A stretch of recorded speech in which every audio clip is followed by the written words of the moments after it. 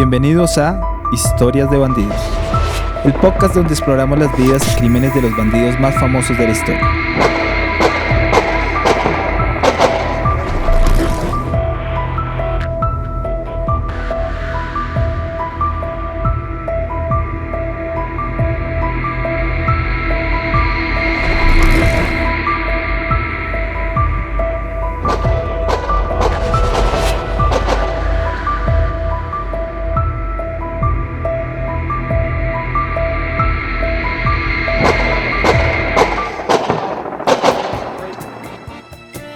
En este episodio hablaremos sobre uno de los bandoleros más temidos y legendarios de Colombia, Efraín González, también conocido como el Siete Colores.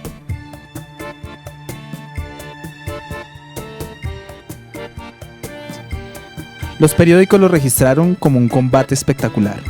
Por supuesto, el empleo de la palabra combate depende de la idea que se tenga sobre lo que significa un combate. Para algunos, podría parecer una exageración denominar combate al ataque de 200 soldados contra un solo hombre. Pero en este caso, el hombre no era precisamente lo que la mayoría de la gente consideraría una persona común. Para aquellos que cargaron los cuerpos sin vida de 5 soldados, la acción armada contra Efraín González, el más famoso bandolero conservador de la época, inmediatamente posterior a la violencia, fue ciertamente una batalla. Efraín González era un hombre temido por su astucia y habilidad para escapar de las autoridades. Según se decía, no podía ser jamás dado de baja, pero en un día de junio de 1965, su suerte finalmente se acabó.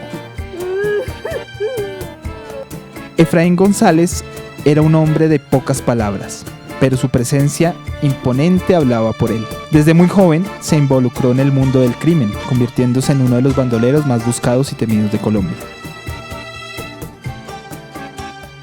Conocido por su habilidad para escapar de las autoridades, Efraín González creó un imperio de violencia en la provincia de Vélez, al occidente de Boyacá. Se dice que su banda de criminales llegó a contar con más de 500 miembros, todos dispuestos a hacer lo que fuera necesario para proteger a su líder. Pero a pesar de su fama, Efraín González seguía siendo un enigma para muchos. ¿Cómo logró mantenerse en el poder durante tanto tiempo? ¿Qué lo motivaba a cometer tantos crímenes? Para responder a estas preguntas, nos adentramos en la historia de Efraín González. Desde su infancia, humilde hasta su muerte, violenta en manos del ejército colombiano.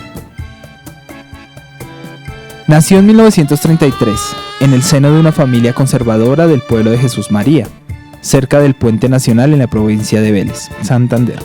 Desertó del ejército en 1958, después de que bandoleros liberales asesinaran a su madre en 1930. Su familia, junto a otras familias conservadoras de la región, migraron hacia el Quindío, donde vivían algunos de los más reconocidos bandoleros liberales y conservadores.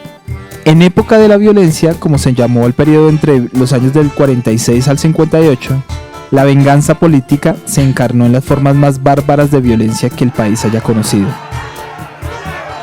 Sin embargo, en el comienzo de la confrontación, los líderes políticos locales, usualmente gamonales y terratenientes, consideraban a los campesinos armados que apoyaban como guerrilleros que se defendían a sí mismos y a su partido contra la represión violenta, en este caso de los liberales, como preservadores armados de un poder cuestionado y excluyente, en este caso de los conservadores. Una vez iniciadas las negociaciones entre los dirigentes de ambos partidos, el escenario cambió radicalmente. El gobierno ofreció una amnistía que en más de un caso no pudo cumplir. Mientras algunos guerrilleros aceptaron la oferta y fueron asesinados posteriormente, otros se sintieron engañados por sus líderes. De allí en adelante serán considerados por el Estado, la presa y el status quo como bandoleros. Los excluidos de una sociedad que intentaba reconstruirse, con el apoyo de las élites que entonces contaban con este objetivo común, una vez habían proclamado el final de sus pasiones políticas por medio de decretos políticos.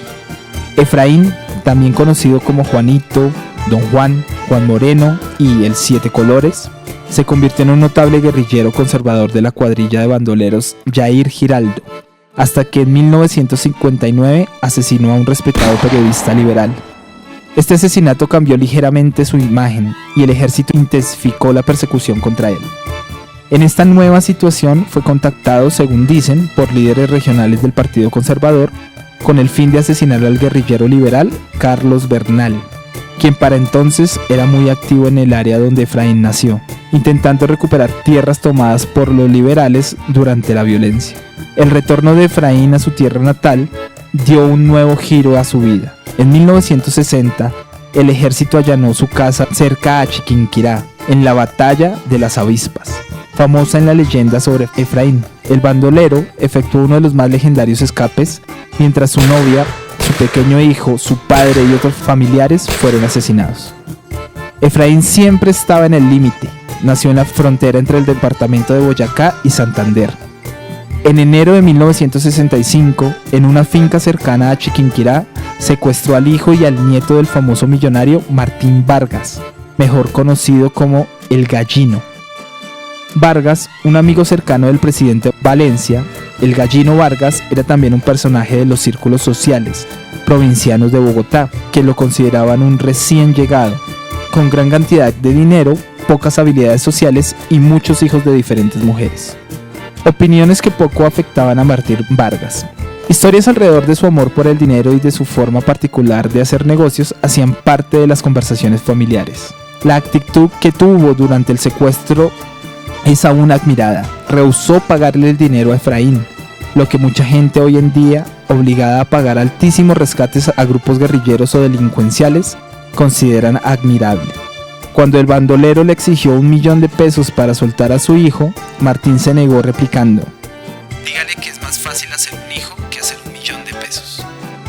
Durante el secuestro, se inició una dura campaña contra Efraín. La prensa hizo exhaustivos análisis sobre las razones por las que los campesinos lo amaban o temían. Muchas razones fueron expuestas para explicar el comportamiento de los campesinos: su afiliación política con el Partido Conservador, su habilidad para manejar armas y la creencia de que podía transformarse en un gato negro o en el árbol para evitar ser capturado por la policía. También se decía que podía leer la mente de las personas. Su fuerte voz producía tanta admiración como su capacidad para cometer crímenes. Su fotografía era venerada e iluminada con vela, de la misma manera que veneraban la imagen de la Virgen del Rosario de Chiquinquirá. De igual manera, su cercanía a los rojistas, los seguidores del general Rojas Pinilla, y con los dominicanos, que tenían que mantenerse en secreto, y sus relaciones no eran por lo general con los rangos altos, eran siempre en los niveles medios de poder, donde Efraín construía el propio. A pesar de la importancia de Efraín como ejemplo de transición de bandolero político a social, es poca la información que se obtiene acerca de él, lo cual evidencia la dificultad de reconstruir la vida de cualquier bandolero.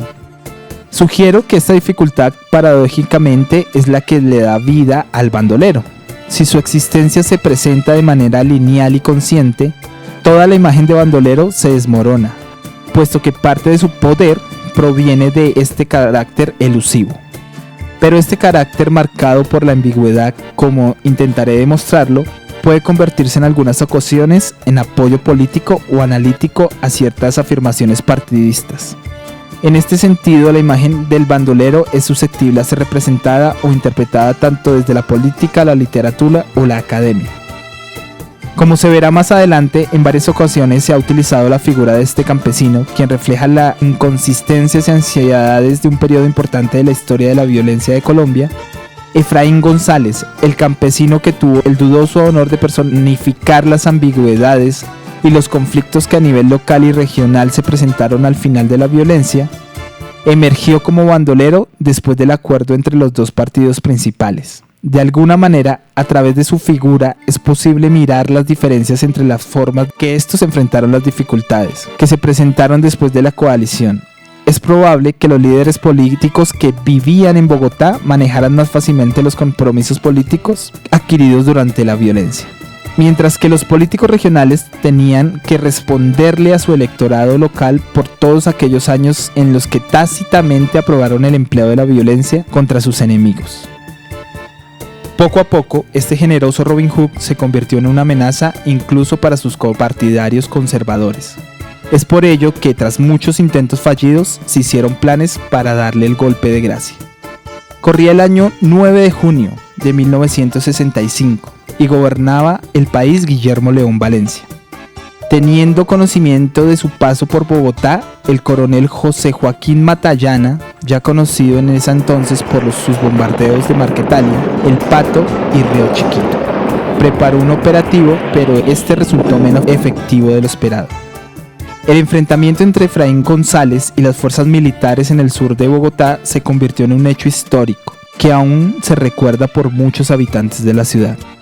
La lucha tuvo lugar en una casa en la calle 27 Sur, en el barrio San José, cerca de la 1 de Mayo. González se encontraba trincherado allí, armado con una ametralladora, fusiles y otras armas de fuego. Las fuerzas de seguridad llegaron al lugar y rodearon la casa de González, tratando de persuadirlo para que se rindiera pacíficamente. Sin embargo, González se negó a rendirse y comenzó a disparar contra los agentes de seguridad. El coronel José Manuel Matallana, quien fuera general de la República, lideró el operativo que rodeó la casa. El enfrentamiento duró varias horas, con disparos desde la casa y gases lacrimógenos lanzados por las autoridades. En el enfrentamiento, González habría dado de baja a un enfermero y a algunos otros soldados. Las fuerzas de seguridad respondieron al fuego y se inició un intenso enfrentamiento. González se movía por la casa, disparando por las ventanas y las puertas y cambiando de posición constante para evitar ser alcanzado. En un momento dado, logró disparar a un enfermero y a varios soldados que se encontraban cerca de la casa. La situación se prolongó durante horas, mientras las fuerzas de seguridad intentaban encontrar una manera de neutralizar a González sin causar bajas de la población civil. Al final, el comandante de las fuerzas militares solicitó refuerzos, incluyendo tanquetas y otros equipos especiales, para lograr capturar a González. Por varias horas resistió González, huyendo por los techos, ocultándose en patios, trepando paredes. Efraín estaba solo en la casa y desde varias ventanas disparaba como si hubieran varias personas dentro de la propiedad. A pesar de que era tarde, las autoridades no podían sacarlo. Le lanzaron gases y líquidos desde otras casas cercanas, pero no lograban hacerle que saliera. El comandante del ejército local pidió ayuda a la escuela de artillería para que le prestaran un tanque y unos cañones, con los que pudiera lanzar gases y otros elementos para sacar a Efraín. Finalmente, Efraín se sintió acosado y con la presión de los gases salió de la casa. Pero la multitud que se había congregado alrededor lo hizo difícil para los soldados, quienes trataban de evitar que la gente se acercara. En medio del caos, un soldado le dio un culetazo en la cabeza y fue en ese momento en que lograron abatir a Efraín. Al final del libro de Pedro Claver Telles sobre el bandolero es elocuente. De aquel intenso combate, los militares pusieron en su casa trinchera una placa que decía: aquí peleó durante 4 horas un cobarde criminal contra 1200 valerosos soldados de la patria. Y agregó Pedro Claver: alguien escribió abajo, a lápiz, y casi se les va.